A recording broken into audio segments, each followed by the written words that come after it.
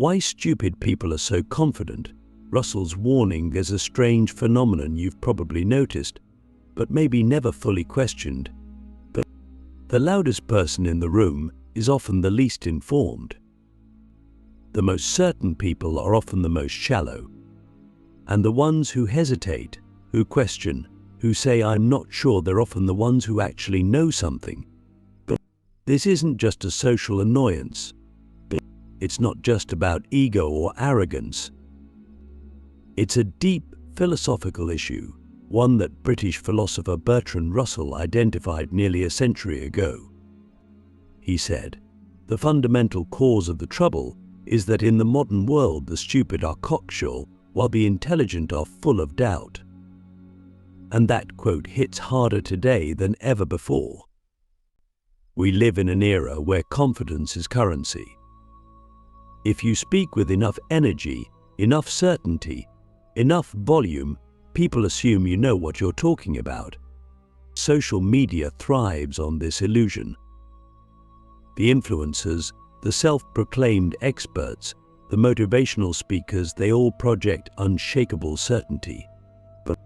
And we eat it up because, psychologically, we crave clarity in a world that is fundamentally uncertain. But here's the problem: clarity does not always equal truth. In fact, the more complex a subject is, the more doubt, nuance, and ambiguity it should contain. Yet in the marketplace of ideas, nuance is punished. Doubt is ignored. And the result is exactly what Russell warned: stupidity reinforced by confidence and intelligence paralyzed by self-awareness. Click subscribe to this channel to get more topics you love. Why does this happen? Why are people who know the least so often the ones who speak the most? To understand this, we have to dig into the structure of knowledge itself. The more you learn, really learn, the more you discover how much you don't know. Every door you open reveals 10 more. Every answer leads to more questions. This is the intellectual humility that comes from genuine inquiry. But those who never begin that journey, those who stop at surface-level understanding, never encounter that abyss of uncertainty. They feel confident not because they know more, but because they know less. Their worldview is small, simple, and tightly sealed. They don't see the contradictions because they've never looked for them.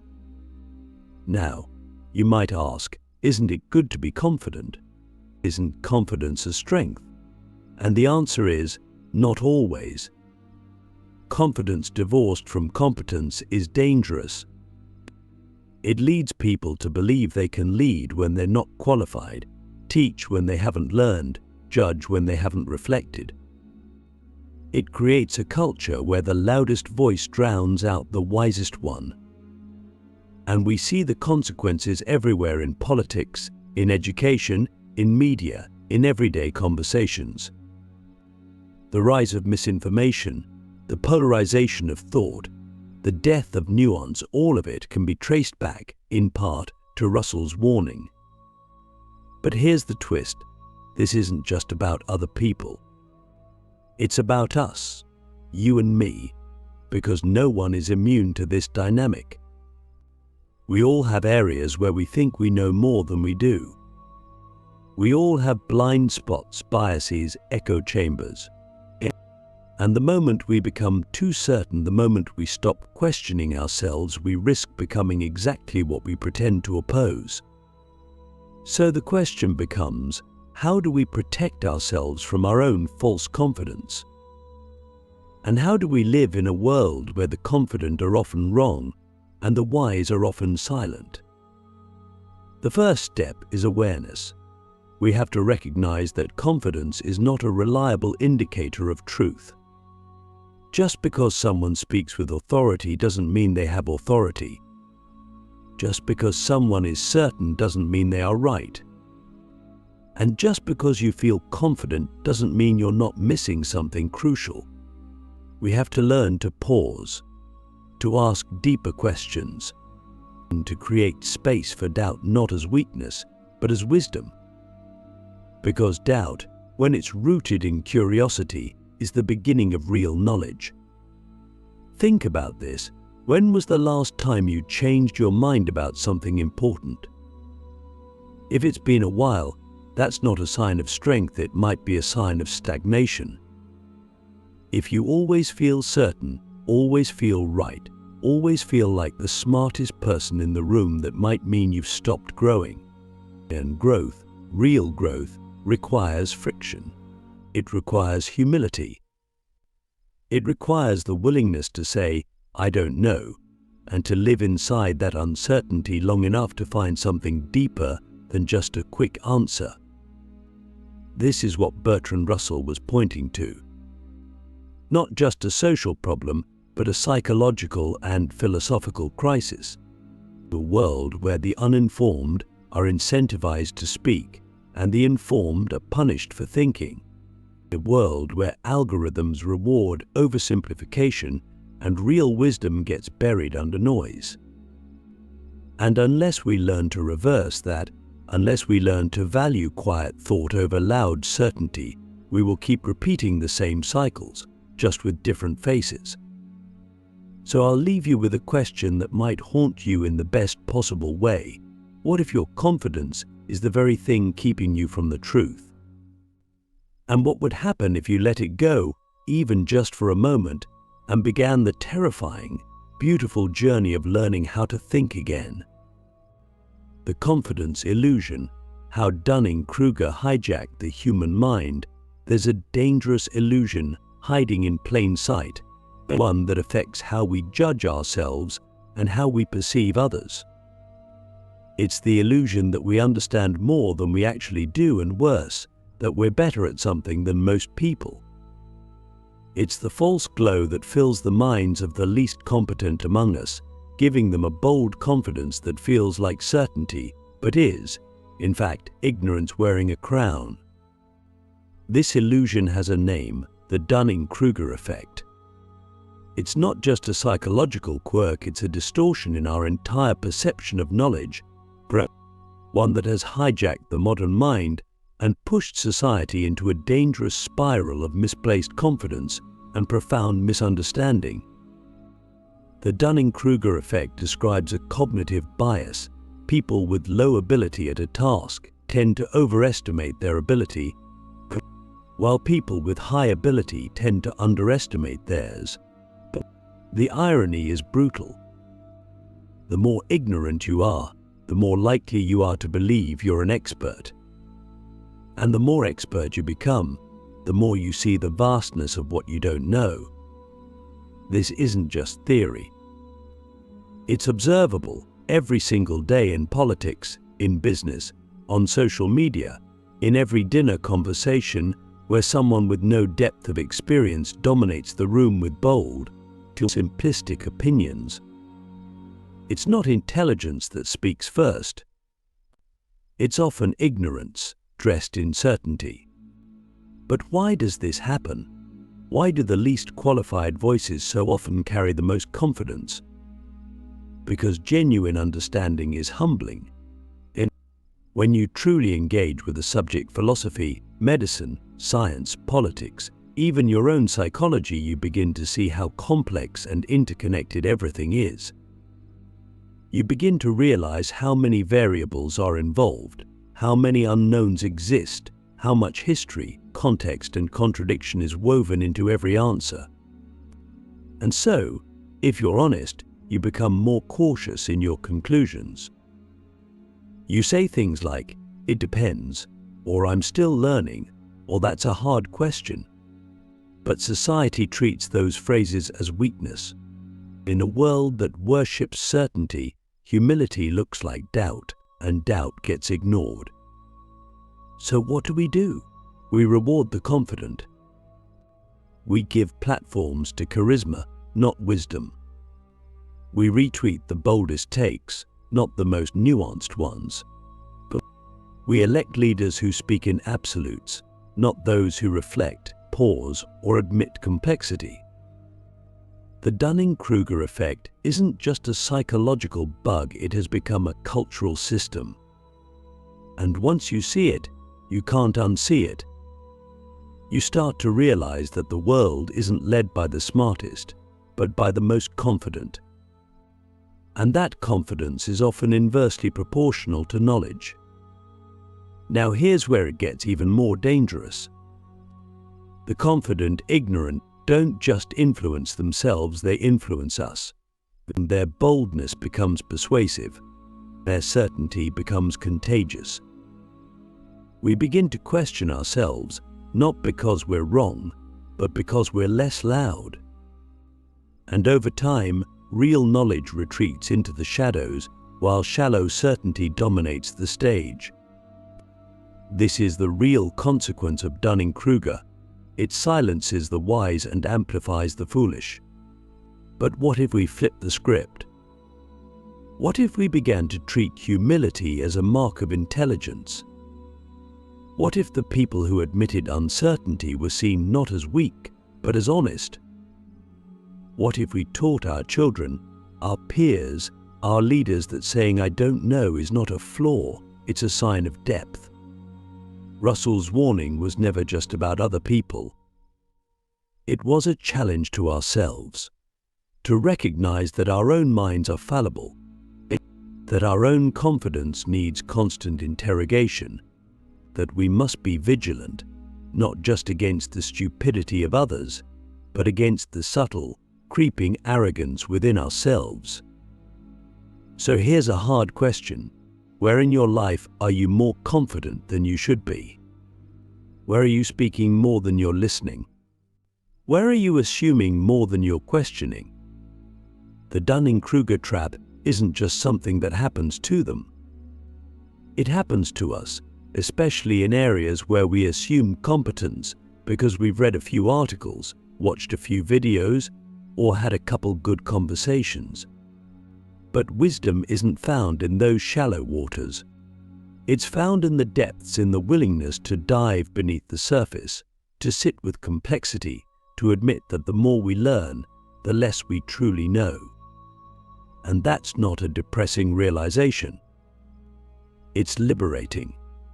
Because once you see through the illusion of confidence, you're free to actually grow. You stop pretending.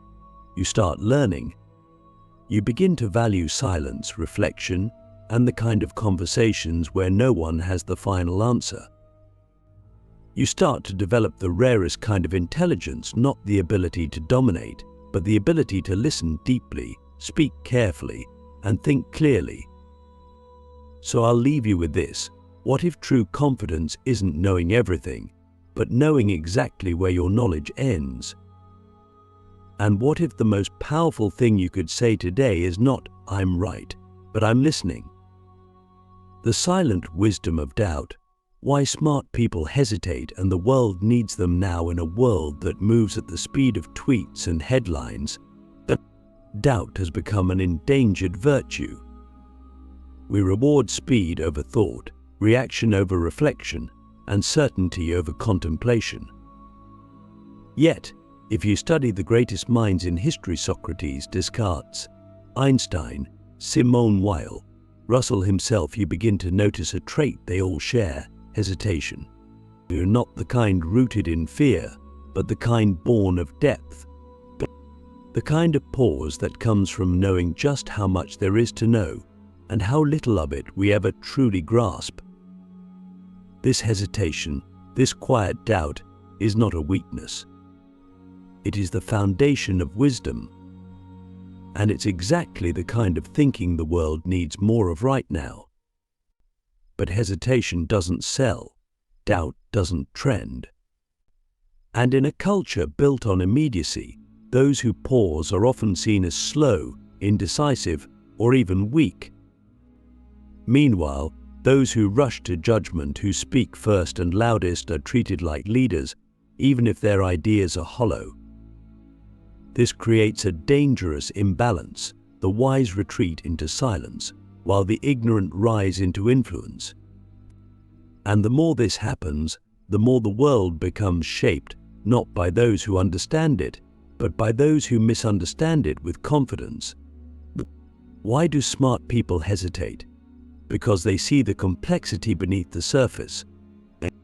They don't just react to what's in front of them, they consider the layers beneath it. They understand that every belief has a context, every opinion has a bias, every truth has a shadow. And so they tread carefully. They ask questions before offering answers. They entertain opposing views. They reflect, revise, and rethink. This is not paralysis, it's integrity.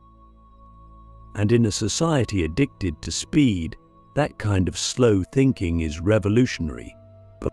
But here's the problem: hesitation doesn't look heroic. It doesn't grab attention. It doesn't fit neatly into 60-second videos or viral sound bites. So we overlook it. Worse, we dismiss it. And in doing so, we silence the very voices that could guide us through the chaos.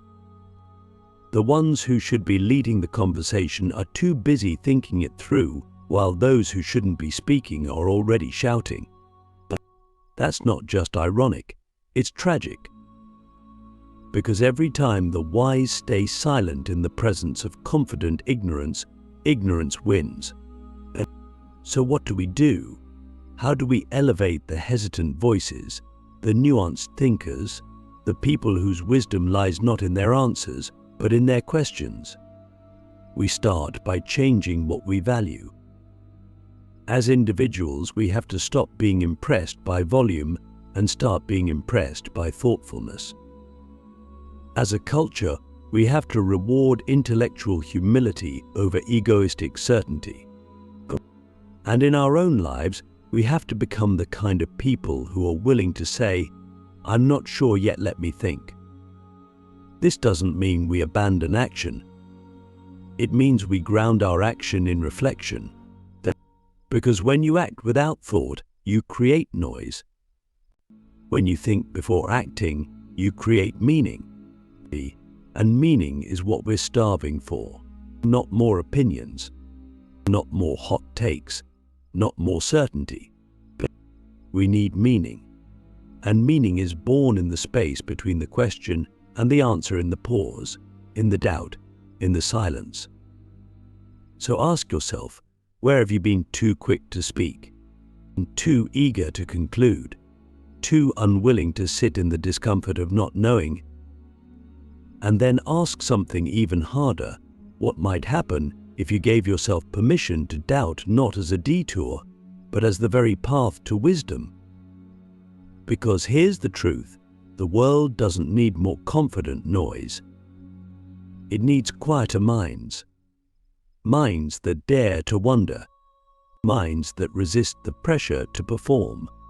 Minds that are willing to be unsure, if only to ensure that what they eventually speak is actually worth saying. The final trap: how our addiction to certainty destroys truth, growth, and civilization itself. We've arrived at the edge of something far more dangerous than individual ignorance. This isn't just about people being wrong, it's about entire systems built on the illusion of certainty. New political ideologies that refuse to evolve, religious dogmas that punish doubt, educational systems that reward memorization over questioning, social media algorithms that favor confidence over nuance. At every level of society, we are being trained, conditioned to crave certainty, to reject ambiguity, and to fear the unknown. But here's the thing nobody wants to admit: truth doesn't live in certainty. It lives in the tension between what we know and what we're still trying to understand. And when we prioritize certainty over truth, we don't just lose accuracy, we lose everything. Civilizations don't collapse because people ask too many questions. They collapse because people stop asking them. They become rigid, dogmatic, and self-assured. They confuse tradition for truth and loyalty for wisdom. And when someone dares to raise a hand and say, "What if we're wrong?" they're labeled a threat. You can see this pattern through every fall of every empire, every ideological purge, every cultural decay. The moment we idolize certainty, we begin to rot from within. Because certainty does not invite correction, it calls it heresy. And without correction, there is no growth. Without growth, there is only slow decay disguised as strength. This is why doubt is not just a personal virtue, it is a cultural necessity. A civilization survives not because it holds the right beliefs, but because it builds systems that allow beliefs to be challenged. The marketplace of ideas must remain open, not just in theory but in practice. And that requires all of us to become more comfortable with the discomfort of not knowing. We must cultivate the kind of intellectual humility that says, I might be wrong, and that doesn't make me weak. It makes me curious, but the addiction to certainty is seductive. It makes us feel safe. It gives us identity. It gives us something to hold on to in a chaotic world. And the more fragile we feel inside, the more tightly we cling to rigid beliefs. That's why the loudest certainty often hides the deepest insecurity. People aren't just confident because they know they're confident, because they need to believe they know. And that need can be so powerful, so emotionally charged, that it blinds them from reality.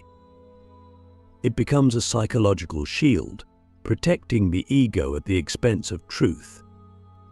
And here lies the final trap. Once we become addicted to certainty, we lose the capacity for transformation. But growth demands that we constantly revise our understanding of the world. It asks us to kill our old beliefs so that more accurate ones can take their place. But if we're unwilling to admit we were wrong, if we're too proud, too afraid, or too invested, then we stay stuck in outdated maps of reality. We live in a fantasy, and we call it knowledge. We replace wisdom with ideology. And eventually, that rigidity spreads like a virus, infecting institutions, relationships, even our sense of self. So what's the way out? It begins with a choice, the choice to value truth over comfort, to be willing, every day, to challenge what you think you know, to surround yourself with people who don't just echo your beliefs, but stretch your mind, and to listen more than you speak, to read slowly, to think carefully, to live in the question instead of always hunting for the answer. And above all, to remember that the most dangerous thing in the world is not ignorance, it's arrogant ignorance. The kind that walks around in a suit of confidence, blind to its own blindness. So let me ask you one final question, and I want you to really sit with it.